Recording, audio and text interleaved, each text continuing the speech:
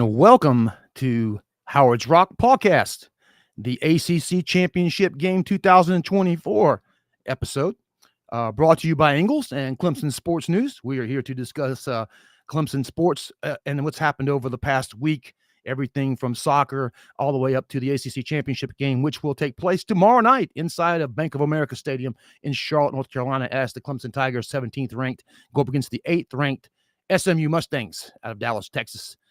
We'll be talking a lot about the ACC Championship Game, but let's talk a little bit about our sponsors and say thank you very much to the folks over at Ingles. Been with Clemson Sports News all 6 years the company has been here. We've been here since 2018, and Ingles has been along for the ride the entire way. Love the prices, love the savings. It's Ingles. Other sponsors we'd like to talk about, Smucker's Patio Living in Seneca, guys. They are located on Wells Highway right across from Borg Warner. You'll see a red light right there, and you can turn right into the parking lot, and you'll see Smucker Patio Living. They've got some of the greatest items there for your outdoor needs, like fireplaces, outdoor patio furniture, indoor stuff too. You can create a patio inside as well. Any kind of gas product you can think of. They got really cool fireplaces. I'm talking about those big giant infrared fireplaces, ones that go across the entire back wall. Go over there and ask for Mark Smucker and tell him that we sent you over. Mark's a great guy and great folks over there at Smucker Patio Living in Seneca on Wells Highway. Now let's get back, talk about a little bit Clemson sports. Let's kind of go over what happened this week in Tiger Town. Start off with the soccer team in the the third round of the NCAA tournament. They lost a 2-1 decision to Wake Forest, a team they had lost previously to a week prior at the ACC championship game. So their season ends inside the NCAA tournament. Coach Noonan's team, once again, primed for another great recruiting class, but that season's over and done with, and there you go. Soccer's done for the year. Great year for Noonan and the guys, and let's see what they can do next year. Going on, let's talk about a little bit of basketball, and when you talk about basketball, you cannot not talk about the Tuesday win over the University of Kentucky Wildcats inside Little John by Brad Brownell and his group. They took on the 4th-ranked Kentucky Wildcats in a raucous game. I think I haven't seen Little John that nuts since the 80s, and it was really cool to see what transpired right there inside Little John as Brad Brownell and his new group, it was just now starting to gel together. They literally took over, and in the second half, it was pretty much their game. They didn't trail much during the game, and they kind of controlled the game in the atmosphere with a great win. If you look at this year so far on the season, they have the one loss at Boise State in front of a sold-out house. But Boise State's going to win their league. That's a Q1, a quad 1 loss. And then you got the Q1 wins, the win over San Francisco, who beat Boise State, the win over Penn State, and the win over now number 4 Kentucky are all huge wins when you go on down the road and you look at tournament time. They start adding up all these out-of-conference victories. Great out-of-conference scheduling by the Tigers.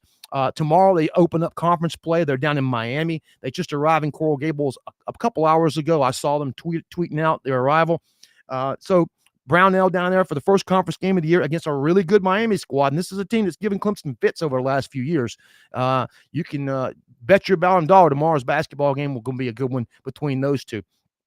Some other notes and news before we get into everything. The recruiting roundup this year, early signing period was on Wednesday. The Tigers inked 15 in a class that saw 7 decommits going down the road there towards signing day. A lot of this is people using the NIL against Clemson and turning kids last minute. The kid Jordan Young, who was committed to Clemson for less than a month, flips over to Michigan right the day before signing day, and it screams NIL money. All this does. So, just bear with Dabo. He knows what's happened here. They're going to address it between now and the spring recruiting period, which is February. You still got some time left to get some people into this class, see what's left over. They're going to probably have to hit the portal and look at a running back and look at a possible defensive tackle, defensive end to bring into this class. Again, we'll see where Dabo lands with that. But, as he said earlier in the month when he was discussing the new NIL rules and the revenue sharing that starts in July, that come July, Clemson won't be outspent by anyone. So it's just a small couple of months to bridge between now and then. And I think at that point, Clemson will be able to kick it in and bring some guys on board using resources that they haven't been able to use before. Looking forward to see what happens there. Again, basketball news. Those basketball doing what they're doing right now. Really, I think you got the cream of the crop in the ACC sitting right here in Clemson. You saw the ACC SEC challenge. I think we lost all but 3 games in that challenge. That's pretty bad, guys.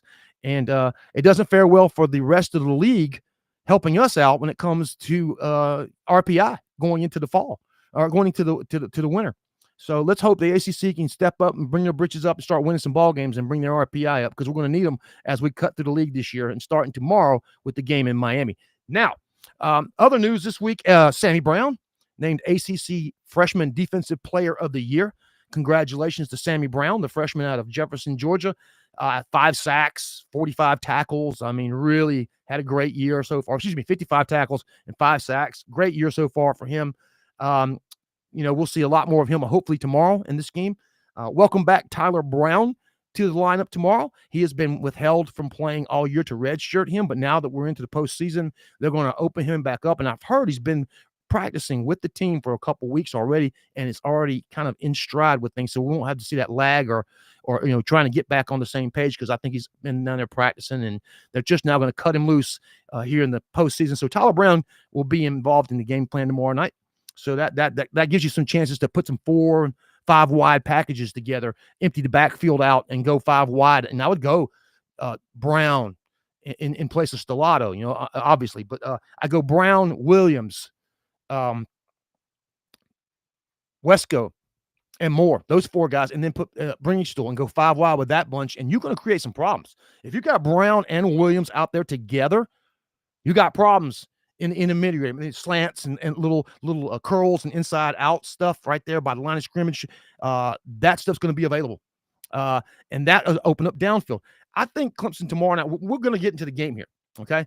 I think Clemson tomorrow night has a chance to go downfield and big, okay? I've watched this SMU team on tape a lot, okay? And every time they faced anything of a competent defense, they seem to have issues moving the ball. You don't see them.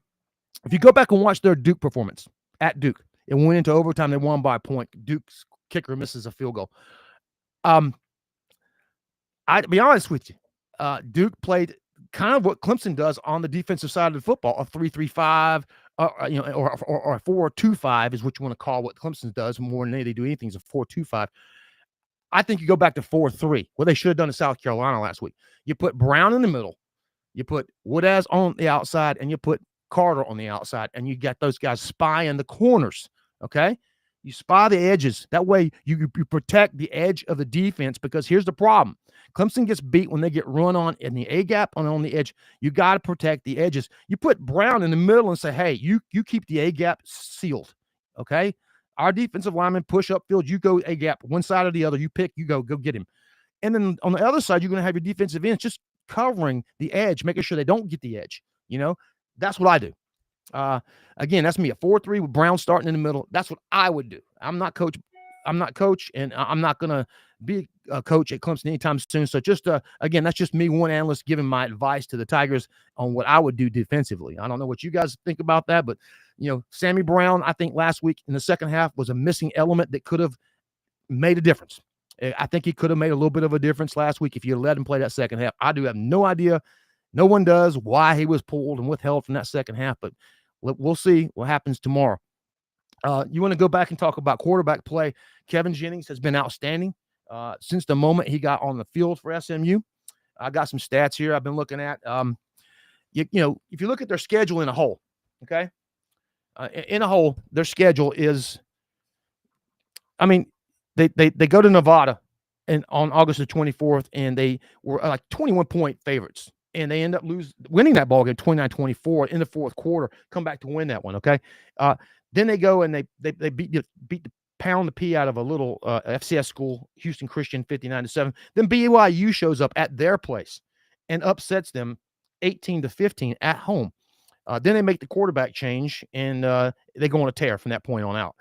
Some common opponents, they played Florida State and won 42-16. They played Louisville and won by a touchdown at Louisville, 34-27. They played Stanford and won 40-10, comparable to what Clemson did to them. They played at Pittsburgh and won 48-25. That was impressive. And then the Boston College, a 10-point win over Boston College at home, followed, and then the Virginia and the California games are not. The Virginia is a common opponent. Boston College isn't, and neither is California. But of the common opponents, it looks like they got the better of these teams. If you look at the common opponents, if you want to use that as a barometer. Jennings comes on in the second half of the season. Let me see here. He's thrown for 2,746 yards. He's at about a 66% completion rate, which is pretty good. A 9.3 per yard average. That's really good. His long is an 87. He's got 19 touchdowns, over 7 interceptions, sacked 9 times for 38 yards and losses. Running back Brashard Smith at 1,157 yards. Runs about 6 yards a carry. Really effective slasher type runner. Good out of the backfield with his hands in the receiving. Their leading receiver only has 500 yards. They kind of do this by committee. They spread the ball around very well. Their leading receiver was their big kind of freak tight end Russell Maryland, I think it was his name. He's out. He got injured about a month ago, and he won't be playing. But since his loss, they just kind of spread the ball around. So look for that to happen. They like to spread you wide, and they like to try to, kind of suck you up in the middle and hit you on the outside. So what they'll do is they'll come in and a lot of RPO stuff. And the RPO stuff usually goes in a zone read fashion. They use a lot of zone concepts in their blocking schemes. You'll see a lot of guys just pushing left or pushing right. You won't see a lot of gaps and pulls, but you'll see some of that stuff. But most of it's zone blocking scheme, really simple. And Clemson just needs to get off the ball and maintain what they call gap integrity. Means stay in your gap. Don't let yourself get pushed out. And at the same time, you have to do what you didn't do at South Carolina. And that is when you rush upfield on the ends, you cannot get past your rushing zone. I mean, you can't get too far upfield where he can find a way underneath you on the outside. If you keep him in the pocket, this guy's going to have happy feet, and he's not going to be anywhere near as effective. He's more effective when he's out of the pocket, running and finding guys open on the scramble drill. Again, it's Lenore Sellers, but this guy's got a little bit better arm, and they have a better offense suited to him than South Carolina. To me, South Carolina, it was like watching a running back playing quarterback all night long. They weren't throwing the football, and when they did, they weren't effective, but they ran the football against Clemson, which shows everybody, if we can run, these guys can't tackle. Well, let's hope they spent the week at the tackling dummy in Clemson over here next to the practice facility, because they sure as heck needed it. And let's hope like heck folks like Ben Bower showed them, hey guys, this is how you tackle. But Tamar Cade's coming into the game with 29 touchdowns, over 5 interceptions. I mean, that's an absolute amazing stat for him. I think he'll get, he'll climb over 30 for sure tomorrow with touchdown passes. I look for him to really be looking to open this game up early and often. If you want to go back circa to the 2022 game against North Carolina in the ACC title game, when he came in the game and immediately started tossing balls downfield, I think that's what you're going to see. I'm pretty confident we're going to see a Cade Klubnik, and I just don't know what's going to happen in the running game, guys. How are we going to keep these guys at bay? Because they know we're going to throw the football, but if we can't run the football to keep them at bay and at least keep them honest, I don't know what we're going to do there, because Phil Maffa, I just can't read on where he is physically. Dabo, and he's okay. He'll be all right. And day to day, all that stuff comes out of his mouth. You never know. Okay. He's been playing hurt for the last few weeks. His shoulder's been messed up, his left shoulder. So, and you saw that in the game against South Carolina a couple of times, him coming up, and favoring that shoulder, at one point leaving the game. So what happens at running back is huge tomorrow. On defense, you just got a pass rush that is alert, aware, and keeping this guy in the pocket. Do not press him to force him out of the pocket. If he leaves the pocket, he can be just as dangerous with his legs as we saw with Lenore Sellers. Okay, he's very elusive, very athletic, very fast. He's got those deer-like strides. When he gets out there, he's gone. But that's not his game. This guy likes to play quarterback. He likes to sit in the pocket and find guys downfield. But if you can't find anybody, you're gonna have your shots. You're gonna have your shots to get him. He's not gonna be as elusive as a Sellers because he doesn't weigh what Sellers. This guy's $180, $185 at best with his pads on. Okay, Sellers is 240. Okay, you're talking 60 pounds difference in a human being. I think these linebackers will have a little bit easier time bringing this cat down than they did Sellers. Okay, Sellers was like trying to pick a bull off. This would be more like knocking down a deer. And again, do not underestimate what this team can do. SMU's favored by 2.5 points, opened up a 1.5 point underdog. It moved to 2.5 point favorites over the week. It hasn't moved at all. It stayed right there. And I'll be honest with you, with the way the defense is playing this year, you just don't know what we're gonna see tomorrow. You can't predict what this defense is going to do. In the past, and again, we can go back to injuries among the defensive front, which has lost continuity. I think we've lost continuity on the defensive front, meaning guys playing together, knowing what the other guys are doing, because there's so many guys out there playing that were forced into action because of injuries. We still don't trust our defensive ends. If you'll notice, we're only 4 deep at defensive end to this day, and it's rather concerning. There's guys on the bench that are sitting there that have been sitting on that bench for 2 years. They're defensive ends. There's a highly acclaimed freshman defensive end. I haven't seen him on the field except for maybe 2 or 3 times during some mop-up duty earlier this year that should have a shot this year. I won't mention his name. We'll talk about that in the offseason. But lots of guys that are just not being used that I thought in the recruiting process were viable options that aren't there now. But either way, tomorrow, again, you got to figure out how to get the running game going of some sort. If that's with Phil Maffa or in platoon, running back by design tomorrow, whoever happens to be back there, Jay Haynes. But here's the thing about that pass protection, on blitz packages. I don't want to see Jay Haynes getting blown up and quarterback getting destroyed because, the running back wasn't able to hold his own against those linebackers that SMU going to send at you. And they got a couple good ones. The one of their linebackers got 95 tackles on the season. That's a heck of a season. And their top safety, I think, has 3 picks. That's their top guy. And as far as ball hawking in the defense, they're not, known as a team will turn you over. If it comes to that, Clemson's one of the nation's leaders in the turnover margin. Again, against South Carolina, 1 turnover margin, lost the game. Very rare. We'll see if that plays out like that again tomorrow. I don't think it will. If Clemson wins the turnover margin tomorrow, I've got Clemson women. I mean, we'll get down to my prediction here in a little bit, but, Clemson's going to have to play ball security. What they did against South Carolina was they were trying to hold the football. If you didn't notice, Clemson was trying to run the clock on South Carolina. I don't know why that was what they were trying to do there. I think when Clemson's in their 2-minute drill, when they're playing with speed and urgency, you see Cade, he's limited as to the things he can think about. I think that's when he's best. I think when Cade is limited to the window of things that he can bring into his options, and he's got to move at a faster rate, and that team is sped up. Like you saw in that last drive against South Carolina with 1:10 left, they took the ball and got all the way down to the 20-yard line with 25 seconds left in the game. That's 4 plays. That's the kind of offense that needs to be on the field. But here's the problem. When your defense can't hold water and they're going on the field right after you, and you're scoring that fast, you're going to wear those guys out faster than you can imagine if they can't hold their own and get a 3 and out or 2. That's been the problem with Clemson, not being able to get 3 and outs when they were needed, or stupid penalties on third downs to keep drives alive to end up being points. I'll look back at South Carolina. You got one there. I'll look back at a couple other games where that exact same scenario happened with this defense. Third down stop. You're coming off the field, but look up. There's a flag on the field for some stupid penalty that kept the drive alive, and that drive ended up turning into points. I think it happened to Louisville as well. But either way, got to play smart football. Got to play gap sound football. They are going to get their shots. They're going to score. This team is very well versed in their offense. They know what they're doing. They do what Clemson does. They play to their own standard. And when they do that, they're successful. But here's the thing.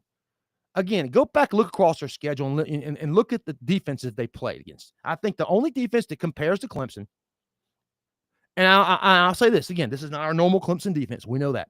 But the only one I see that compares skill level and talent-wise to Clemson looked to me to be the game against Duke. And Duke was able to keep these guys in check at times. They didn't just go crazy, hog wild on Duke. But at times they've been able to do just that. So what team do we see tomorrow night? Do we see the SMU that can throw 62 points on you? Or would you see the SMU team that can get 19 points and lose like they did to BYU? I'll put it to you like this. Compare BYU to Clemson. Do you think Clemson's better than BYU? BYU beat this team by 3 points at home in a really ugly football game earlier this season. And again, I'm going to say this. I think that was a different SMU team. because that same SMU team just a couple weeks earlier barely got out of Nevada with a win on first game of the season after being a 20-point favorite. You know, when they flipped the switch and went to Jennings, and that was after the BYU loss, that's when this team changed and really started putting points on the board. So I think that was the change that mattered. They found the right combination for their offense. They found the spark that makes their engine go, and his name is Jennings. Again, freshman, and really, really picked up on everything. He's a perfect example of experience equaling development. And you saw that across this year with this kid. But again, there's things he hasn't seen. And if Wes Goodwin wants to keep his job at Clemson this year, and I do think that his name is probably being tossed around right now after the year they had, there's some very suspect play calling throughout the year on defense, as well as personnel. Sometimes I just don't understand some of the personnel that are on that field. A couple guys were absolute, what's the word I want to use, detrimental at times. McLeod, when he was in before he got injured, was an absolute detriment in pass defense. He got burned several times, including Georgia and Louisville burned him. That guy should never have been in the field. He wasn't ready. Another one would be, I hate to say it, Tyler Venables. Every time Tyler Venables was in the game this year, he got burned as well and was a penalty machine. Something about Tyler's 2024 just didn't add up. I just didn't see things when he was on the field happening. So I didn't get it. When you have so many talented freshmen playing safety and guys that you're trying to develop that could come in behind him, he would be a stopgap measure for me. But again, let's get off that subject. This game tomorrow, if I'm a Tiger fan, I am begging this defense to go to a 4-3 look and dare them to run the football. Because if you don't stop the run with these guys, you're not going to win this football game. You have to keep these guys. If these guys go for over 175 yards rushing tomorrow, Clemson loses. They won't do that, though, if you do a 4-3 and you spread those gaps out, okay? You put wide splits between your tackles on their 4-3 look, and you make those guys come out and get you. Don't give them 2 feet and punch. Make them come find you. In other words, put some space between your defensive line and make them come out and extend out to get blocks instead of, because they're going to zone read you. They just going to push you out of there. You got to get yourself some spacing. You got to make these guys come out of their stances and reach. That's when you can get them off balance, swat them, throw them to the side, and fill the gap. Swat them, throw them to the side, and rush. That's what's got to happen. Defensive backs, press coverage. They're not very big at wide receiver. Press them hard at the line. Make them earn separation. Just don't get burned. Safeties have to be aware, have to be smart, be on the right sides of the hash. I wouldn't come out of my too deep look for these guys, even when I'm trying to stop the run. I can go 4-3 and stay in your 4 defensive back base look and just stay on top of them. If you do that, I think you can force this game. They're going to score. Sorry, folks. They're going to score, and they're going to make it look easy at times. This is a good football team. They're 11-1 for a reason, folks. Yeah, their schedule was like ours. It wasn't quite up to par, but they did blow right through it. They had a slow start, and then they got going. And again, I put all that back on the quarterback change. So get ready. They're going to blow right through this thing. They're going to score points tomorrow night. I'm going to tell you, they're going to score and score and score. But I don't think their defense is as solid as everyone makes it out to be. Now, they've had a great end of the season, this defense has. But there's been times where they've been pushed around. And here's the thing. I think this is the best wide receiver group and quarterback that they're going to see all year so far. Now, they did see Louisville at home at Louisville and beat Louisville by a touchdown in a shootout. It was a back-and-forth game. Kind of what I'm looking at tomorrow. I'm looking at a little bit of a shootout tomorrow. I think that Clemson's defense is going to bend but break at times. But then it's going to bend and hold when it needs to. I think this is a fourth-quarter football game tomorrow. I think Cade Klubnik throws for almost 300 yards tomorrow. I think Louisville will throw for over 300 yards tomorrow. SMU will throw for over 300 yards tomorrow. I think this game is a fourth-quarter ball game, and I think it's the last man with the football wins. Folks, I'm going to tell you right now, I've got Clemson 31, SMU 28, and that's where I think it'll end. I think the Tigers will take SMU all the way to the fourth quarter, and it will be a field goal by the Tigers in the fourth quarter that wins this football game. Your MVP tomorrow night, I'm going to go with Cade Klubnik. I think Cade Klubnik steps up. You'll see a 2022-like performance when he stepped on the field and took over for DJU in the ACC title game against UNC. He's been there. This team has been there. 7 times they've won an ACC title in that stadium. 7 appearances in that stadium for ACC title games. This is a venue that the Tigers are very familiar with. They've been there many times. We've been there for kickoff classics against Georgia. Again, ACC title games. I mean, this is a venue Clemson's very familiar with. This is not, and players on this team have been in the ACC title game just 2 years ago. You got all your seniors and juniors that played in that game 2 years ago that are very aware of what it takes to get this done. The second chance given to this team, win and you're in, I think matters. I think that golden ticket that is this game matters. And I think, again, that Dabo Swinney and his ability to motivate and get the most out of his players matters. And then I think the biggest thing that matters is this game's in Charlotte, North Carolina, and Clemson's fans are going to be there. It's going to be a home game, and that's going to matter. So with all those variables, against a heck of a great football team, ACC Coach of the Year, Rhett Lashley, Freshman of the Year has got to be the young man, Jennings. So with all that said, again, I've got Clemson 31, SMU 28. I'll have my staff. They're already in Charlotte, and they're all going to be there tomorrow covering the game. We'll have all-day coverage from the festivities at FanFest and on. We'll be putting stuff out all day long on Clemson Sports News at our Twitter, on our Instagram, and on our Facebook feeds, as well as the website. We'll be putting up stories with the game coverage, breakdowns, synopsis, post-game interviews, all that stuff. And our group, I have 2 great photographers, John Garrison and John Meldrum, on site tomorrow, shooting stuff and getting to us real time. And we'll be putting that stuff out on social media, as fast as we can get it turned around, so you guys can see stuff that's going on right there around us. We're going to include fans and the entire atmosphere and try to get you guys right there in on it as we sit there and cover the game tomorrow. Everyone enjoy your weekend. If you're heading up to Charlotte, be safe, drive safe. And everyone tomorrow, enjoy your Saturday, watch some college football. I'm about to, later on this evening, if you want to join us, we're going to be on Herb FM Sports. They are going to be streaming live from Charlotte at 9 p.m. They're from Baltimore, Maryland. Okay, this is Chris Heidel and Herb FM Sports. They are a well-known entity out of the Baltimore area. And we've been on their show a few times to talk about Clemson football in the past, but they're going to cue us in about 9 p.m. tonight on their stream, and you're going to hear us and a couple folks from the other Clemson outlets sit down and talk with Chris about Clemson sports. So again, Herb FM Sports, you can find them online. They're out of Baltimore, Maryland. Herb FM Sports. That's Chris Heidel. We'll be there at 9 o'clock tonight.